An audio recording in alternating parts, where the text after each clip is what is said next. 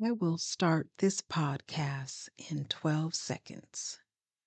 7, 9, 10, 12. The number 12 is believed to symbolize God's mighty power and authority over all humankind, and it is also believed to be the number that represents the perfect foundation. 12 apostles, 12 tribes of Judah. The number 12 is strongly associated with the heavens, the 12 months, 12 signs of zodiac, and the 12 stations of the moon and of the sun. The ancients recognized 12 main northern stars and 12 main southern stars. There are 24. The number 12 reflects to the ancient meaning of 12 being the number of perfection. 12 is the number of cosmic order. For example, there are 12 months in the year, 12 astrological signs, 12 personality archetypes, etc. According to numerology, 12 is the number of inspiration, cooperation, and creative and individualistic self expression. 12 symbolizes balance and harmony, reflects the ancient meaning of 12 being the number of perfection. In the tarot, the 12 card is the Hanged Man, symbolizing sacrifice, surrender, and letting go of control. Bill W., AA co founder, was the person responsible for the origin of the 12 steps of Alcoholics Anonymous a few years after he got sober. Originally, there were 6 steps word of mouth program that Bill and his wife gleaned from the Oxford Group's 28 principles. Bill expanded the 6 steps into what we now know as the 12 steps in December of 1938. There are many 12-step recovery programs and groups that were founded upon these original AA 12 steps. Traditionally, in the meetings, the step is read or studied by its correlating month. Fair use. From the AA book 12 Steps and 12 Traditions, AA for the month of January. Step 1.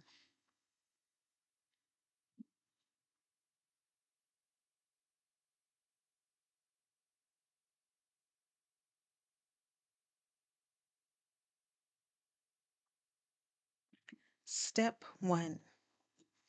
We admitted we were powerless over alcohol, that our lives had become unmanageable. Who cares to admit complete defeat? Particularly no one, of course.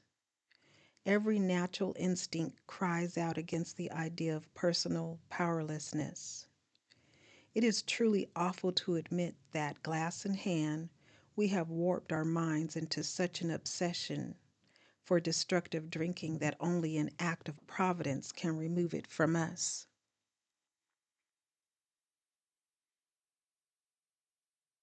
No other kind of bankruptcy is like this one. Alcohol now become the rapacious creditor, bleeds us of all self-sufficiency and all will to resist its demands. Once this stark fact is accepted, our bankruptcy is going human concern is complete. But upon entering AA, we soon take quite another view of this absolute humiliation. We perceive that only through utter defeat are we able to take our first steps toward liberation and strength. Our admissions of personal powerlessness finally turn out to be firm bedrock upon which happy and purposeful lives may be built. We know that little good can come to any alcoholic who joins AA unless he has first accepted his devastating weakness and all its consequences. Until he so humbles himself, his sobriety, if any, will be precarious. Of real happiness, he will find none at all. Proved beyond doubt by and immense experience, this is one of the facts of AA life. The principle that we shall find no enduring strength until we first admit complete defeat is the main taproot from which our whole society has sprung and flowered. When first challenged to admit defeat, most of us revolted. We had approached AA expecting to be taught self confidence. Then we had been told that so far as alcohol is concerned, self confidence was no good whatever. In fact, it was a total liability. Our sponsors declared that we were the victims of a mental obsession, so subtly powerful that no amount of human willpower could break it. There was, they said, no such thing as the personal conquest of this compulsion by the unaided will. Relentlessly deepening our dilemma, our sponsors pointed out our increasing sensitivity to alcohol, an allergy, they called it. The tyrant alcohol wielded a double edged sword over us. First, we were smitten by an insane urge that condemned us to go on drinking, and then by an allergy of the body that ensured we would ultimately destroy ourselves in the process. Few indeed were those who, at so assailed, had ever won through a in single-handed combat. I'll read that over. Few indeed were those who so assailed had ever won through in single-handed combat.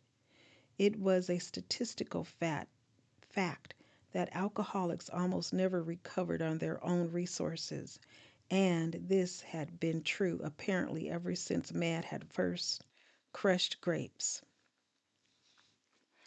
In AA's pioneering time, none but the most desperate cases could swallow and digest the unpalatable truth. Even these last gaspers often had difficulty in realizing how hopeless they actually were. But a few did. And when these laid hold of AA principles with all the fervor with which the drowning sees life preservers, they almost invariably got well. That is why the first edition of the book Alcoholics Anonymous, published when our membership was small, dealt with low bottom cases only.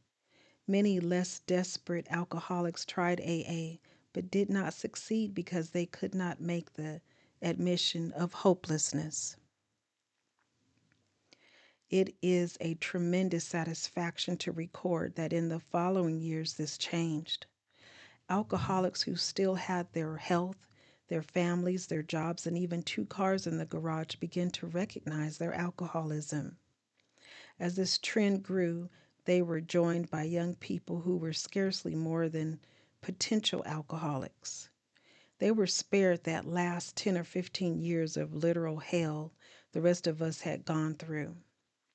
Since step one requires an admission that our lives have become unmanageable, how could people such as these take this step? It was obviously necessary to raise the bottom the rest of us had hit to the point where it would hit them. By going back in our drinking histories, we could show that years before we realized it, we were out of control. That our drinking, even then, was no mere habit, that it was indeed the beginning of a fatal progression. To the doubters, we could say, perhaps you are not an alcoholic after all. Why don't you try some more controlled drinking? Bearing in mind, meanwhile, what we have told you about alcoholism. The attitude brought immediate and practical results. It was then discovered that when one alcoholic had planted in the mind of another true nature of his malady, that person could never be the same again. Following every spree, he would say to himself, maybe those AAs were right. After a few Such experiences, often years before the onset of extreme difficulties, he would return to us, convinced he had hit bottom as truly as any of us. John Barleycorn himself had become our best advocate. Why all this insistence that every AA must hit bottom first? The answer is that few people will sincerely try to practice the AA program unless they have hit bottom. For practicing AA's remaining 11 steps means the adoption of attitudes and actions that almost no alcoholic is still drinking can dream of taking. I will back up. For practicing AA's remaining 11 steps means the adoption of attitudes and actions that almost no alcoholic who is still drinking can dream of taking. Who wishes to be rigorously honest and tolerant? Who wants to confess his faults to another and make restitution for harm done? Who cares anything about a higher power, let alone meditation and prayer? Who wants to sacrifice time and energy in trying to carry AA's message to the next sufferer? No, the average alcoholic, self centered in the extreme, doesn't care for this prospect. Unless he has to do these things in order to stay alive himself. Under the lash of alcoholism, we are driven to AA, and there we discover the fatal nature of our situation. Then and only then do we become as open minded to conviction and as willing to listen as the dying can be. We stand ready to do anything which will lift the merciless obsession from us.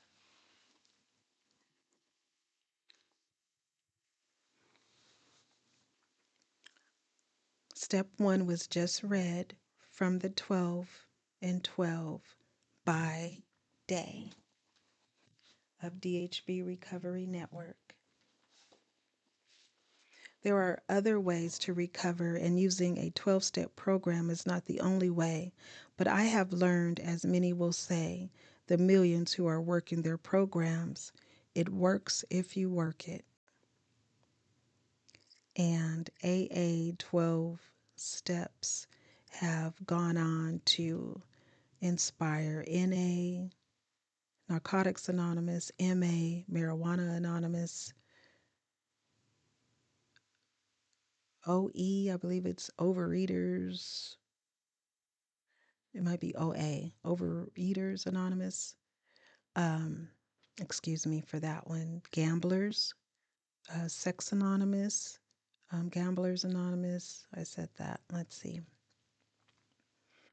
Um, there are many 12-step programs that Emotions Anonymous that have based the 12 steps for recovery in many areas. So, step 1 was just read for January.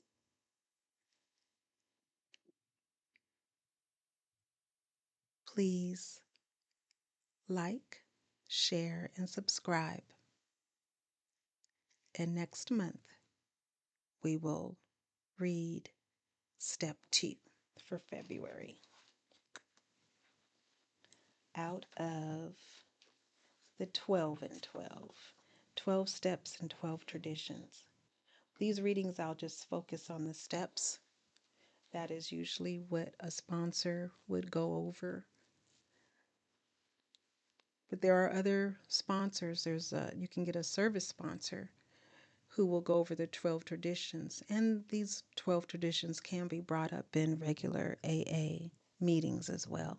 It's up to the meeting, it's up to the group.